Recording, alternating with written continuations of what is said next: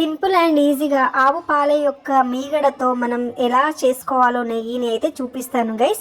ఒకసారి మీరు కూడా ట్రై చేయండి, డెఫినెట్లీ చాలా బాగా వస్తుంది. ఫస్ట్ అయితే ఆ మీగడని మొత్తం మిక్సీ జార్లో వేసుకొని అయితే మిక్సీ పట్టుకోవాలండి. ఇప్పుడు ఒక స్టవ్ వెలిగించి ఒక కడాయి పెట్టేసి మనం మిక్సీ పట్టుకున్న ఈ మీగడని అయితే అందులోకి వేసుకోవాలి. వేసుకున్నాక ఆ మీగడని అయితే ఒక స్పూన్ తీసుకొని మధ్య మధ్యలో తిప్పుతూ ఉండాలి, అలా కింద మాడకుండా అయితే ఉంటుంది. ఇప్పుడైతే ఇందులో ఒక తమలపాకునైతే చించి దాంట్లో వేసుకోవాలండి.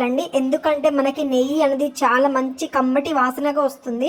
అండ్ అందులో చిన్న తులసి ఆకులు కూడా వేసుకోవాలి. ఈ ఆకులను వేయడం వలన మనకైతే ఈ నెయ్యి అనేది కమ్మటి వాసననైతే ఇస్తుందండి. అండ్ ఎక్కువ రోజులు కూడా నిల్వ ఉంటుంది. ఆల్రెడీ చెప్పాను కదా, మధ్య మధ్యలో దీన్ని తిప్పుతూ ఉండాలని, కింద మాడకుండా ఉంటుందని. అందులో వేసిన ఆ ఆకులు అయితే కంప్లీట్ బ్రౌన్ కలర్ లో వచ్చిందనంటే మనకి ఈ నెయ్యి అయితే రెడీ అయిపోయిందని మనకు అర్థమవుతుంది. ప్రాసెస్ అంతా మనకి మీడియం ఫ్లేమ్ లోనే అవ్వాలి. మనం హై ఫ్లేమ్ పెడితే కింద మొత్తం ఆడిపోతుంది. చూడండి, ఈ ఆకులు అనేది కొంచెం కొంచెం బ్రౌన్ కలర్ లో అయితే వస్తుంది. అయినా మనం మధ్య మధ్యలో తిప్పుతూ ఉండాలి. ఎంత తిప్పితే అంత బాగా వస్తుంది.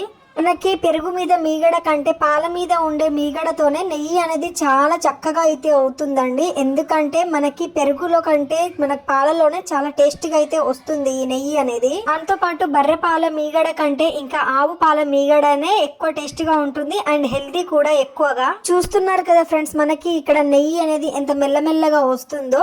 నేనైతే ఈ మీగడ 15 days స్టోర్ చేసి పెట్టుకున్న మీగడ నెయ్యి అండి చేసేది. చూడండి, అందులో వేసిన ఆకులు అయితే కంప్లీట్ గా బ్రౌన్ కలర్ లోకి అయితే వచ్చేస్తున్నాయి. ఆల్మోస్ట్ మనకి నెయ్యి అయితే రెడీ అయిపోయింది. ఇంకా కొంచెం బ్రౌన్ కలర్ లో వచ్చేలా మనం చూసుకోవాలి. బ్రౌన్ కలర్ లో వచ్చినా కూడా మనం మధ్య మధ్యలో తిప్పుతూ ఉండాలి. చూడండి, ఆల్మోస్ట్ మనకి నెయ్యి అయితే రెడీ అయిపోయింది. ఈ నెయ్యి అనేది ఎంత కమ్మటి వాసన వస్తుందంటే మీరైతే ట్రై చేయండి గైస్, డెఫినెట్లీ మీకు నచ్చుతుంది.